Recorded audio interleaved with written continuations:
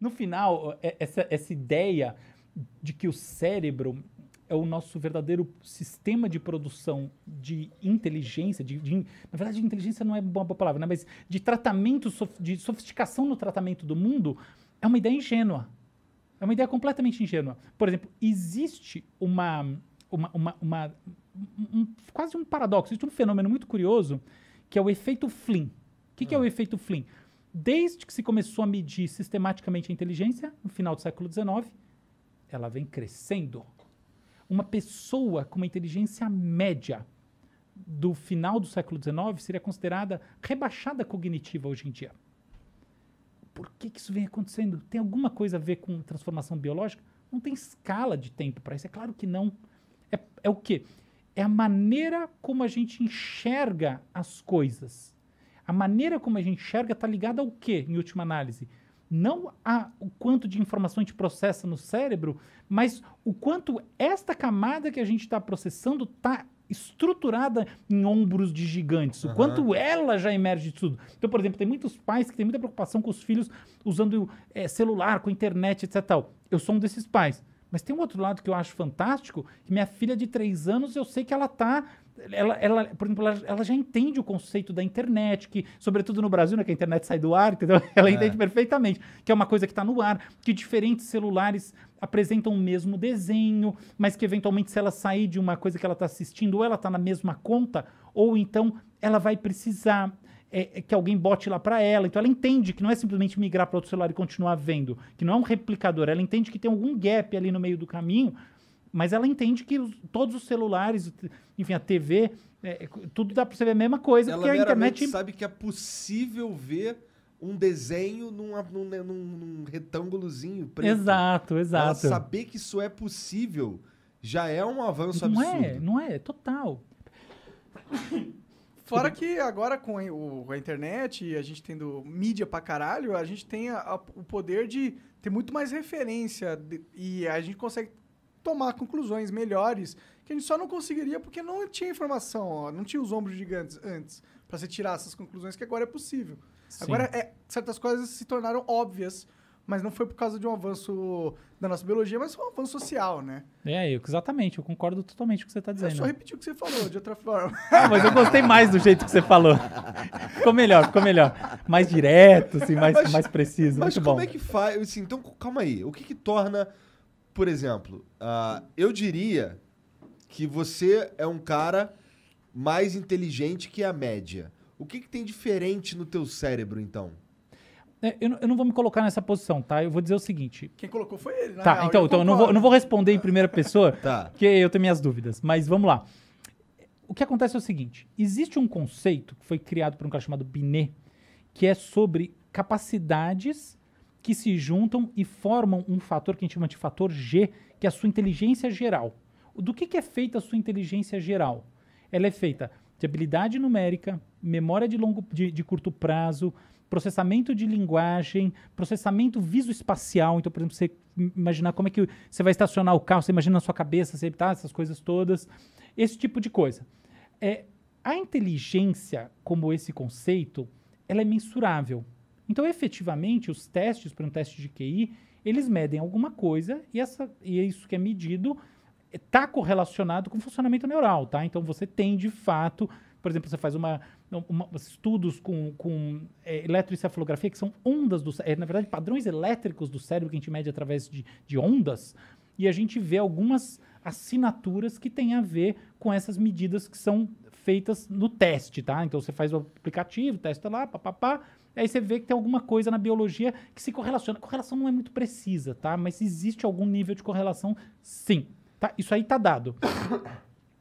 Outra coisa... é o seguinte, no mundo lá fora, você sai desse laboratório onde você fez testinho, existe uma questão que é a da adaptabilidade do sujeito. E a adaptabilidade pode ser adaptabilidade no sentido da esperteza, ou adaptabilidade pode ser, dado um ambiente de alta complexidade, qual que é a capacidade desse sujeito que se propôs a isso, avançar dentro dele desenvolvendo alguma coisa. Por exemplo, o cara que eu acho ridiculamente inteligente, tá? Richard Feynman, um físico que já morreu. Assim, pra mim, Tem um nome de cara inteligente. ele tem um nome, uma cara, um jeito, uma humildade, ele é tudo de gênio. Por exemplo, Fernando Meirelles, tá? O cineasta. É gênio total. Então, o que acontece? Uma pessoa dessas, ela, no meu entendimento, ela resolve mais os problemas dentro dessas escalas de complexidade, usando propriedades mentais que não estão sendo, não são mensuradas por um teste como o teste de Binet e outros mais, do que usando. Não é que elas não usem, tá? Então, por exemplo, uma pessoa como essa começa a ter um problema de memória de curto prazo. Memória de curto prazo é decorar número, decorar coisa na cabeça, tá? Então, é importante para você processar. Tipo, você pensou numa coisa, numa outra coisa, como é que você articula entre elas? Tem que manter elas ali meio num loop, né? Pode crer. Então, beleza. Então, você tem um problema aí, você tem um rebaixamento, de fato. Então, não é que isso aí não importe. Isso é condição sine qua non. Acontece que, assim, você tem um tamanho de coisa, tem gente que tem memórias cavalares. Não é isso que vai determinar a primeira coisa. Então, você só precisa ter o básico, ou talvez um pouquinho mais que o básico. E a outra coisa é, isso serve para você fazer outra coisa lá dentro. E não exatamente fazer esse processamento. E até tem um negócio que dá uma boa indicação de que eu acho que as coisas funcionam assim mesmo. Hoje em dia, é muito mais fácil você pegar um computador e ele arrebentar numa coisa como essas do que ele arrebentar numa solução de problema livre. Problema livre ele não soluciona. Até hoje a gente não tem isso aí. Então isso indica que, na verdade, existe O que é um problema livre? Um problema para o qual você não tem uma instrução que chegue a uma solução. Isso, um parâmetro para responder. Entendi. Tá? É como se existisse, seria uma inteligência geral artificial, né? Que é capaz de simplesmente interpretar qualquer coisa que você manda para ele e te entregar algo. Exato, exato. Então, por exemplo, uma pessoa que, tipo, um grande estadista. Um grande estadista, no final das contas, vai ter uma propriedade, em geral, que é da acuidade decisória. Acuidade decisória, para mim, é um negócio, assim, absolutamente importante para essa tal inteligência no mundo real. E a gente chama, eu prefiro chamar isso de inteligência ecológica. Ecológico parece que você está falando, né? Mas inteligência ecológica quer dizer, do mundo em que as pessoas estão inseridas, ou qualquer outro ser que está inserido. Acuidade decisória. Cara, eu conheço pessoas com acuidades decisórias insanas. Insano. A pessoa fala, não, aqui, assim, estrategista de tomar decisão. Aí você pergunta para a pessoa, ela não necessariamente vai trazer para você uma resposta que reflete um pensamento 100% analítico. Você fala, é porque ela é intuitiva. Pode ser, mas às vezes não é isso. Às vezes é outra coisa, às vezes ela é afetiva. Não quero, sabe? Eu acho que não importa isso. Até é legal essa discussão, mas não é o que importa. O que importa é, não necessariamente ela pensa igual ao computador. Ela tem acuidade. Quer ver outra? A pessoa tem criatividade. Sabe qual que é o melhor teste de criatividade que existe hoje em dia? Um dos melhores? Um teste de divergência. É assim, eu falo uma palavra, tá? Lua. O que você tem que fazer é me trazer uma outra palavra e fazer uma construção com ela que não tem nada a ver com lua. Tá? Então todo mundo vai pensar, uma palavra já está quase no prime, né? Assim, uma palavra parecida com lua para continuar, isso é criatividade? Não, é o oposto. Pensa na coisa mais diferente de lua que você consegue imaginar na sua vida. Caralho. Entende? É realmente complicado, né? Porque você vai pensando em coisas e fala, mas tem uma ligação com lua e tal, né? Isso. Aí você fala assim, abobrinha, foda-se. Abobrinha, interessante. Abobrinha, legal. Sabe como é que eu vou medir se a abobrinha tem mais a ver ou menos a ver com lua? Como? Porque eu vou botar milhares de pessoas para fazer associação e eu vou medir as associações menos comuns. Entendi. Entendeu? O negócio é mais complicado do que isso. Então, no final das contas, o que um teste como esse mostra? Que a divergência de pensamento, ela é um dos princípios, tem vários. Criatividade tem a ver com esforço, criatividade tem a ver com informação, criatividade tem a ver com disposição emocional. Você está totalmente parado, você não consegue ter criatividade. Criatividade tem a ver com normatização, é sobre normatização. Quanto mais você tiver sobre princípios normativos, menos é mais difícil ser criativo. Então, um monte de coisa. Mas tem esse negócio da divergência. Mas não tem nada a ver com teste de inteligência, esse tipo de coisa, entendeu? Uhum. Então, tá aí. Existe uma nova linha de pensamento que quer meio que tirar um pouco do poder ou da credibilidade que os testes de QI têm.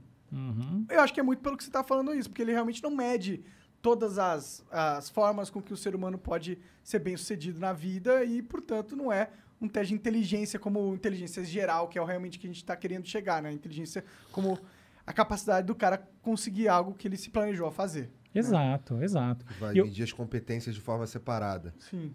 exato. E eu acho que a gente vive um mundo que, assim, é muito... Ele é muito... Ele é muito duro nesse assunto, sabe? Então fica essa coisa... Por exemplo, pensa numa prova escolar. Cara, ó, uma curiosidade, né? Que ela não é... Ela é só correlacional, ela não é de causa e efeito, mas é interessante. Você tem várias pessoas que fizeram coisas incríveis que têm dislexia. Isso é conhecido. Quer dizer que dislexia aumenta a chance de sucesso na vida? Não estou dizendo nada disso. Mas quer dizer que talvez não esteja escrito na pedra daquela pessoa que foi mal na prova de português, de história, de um monte de coisa, que ela, tipo, tá condenada a não conseguir atingir objetivos por uma questão cognitiva. Ao contrário, contrário no sentido, não está nada dito sobre isso. A prova é ecológica. Então, sabe, eu vejo que muitas vezes as escolas, elas têm uma postura em relação à inteligência que é muito cartesiana, é muito dura. E aí, às vezes, sabe o que acontece? Você mata a criatividade, que é o pensamento divergente, você mata a acuidade decisória, você mata a vontade de fazer, que conta demais, né? Para você estar bem na vida, que eu acho que existem vários sucessos, né? Os principais são afetivos, né? Você tá feliz. Pô, você tem que estar gostando do que você faz. E aí, se você mata isso, né, com uma parametrização que não funciona para aquela pessoa, você arruinou esse caminho dessa pessoa. Então, eu acho que é algo que a gente tem que pensar melhor.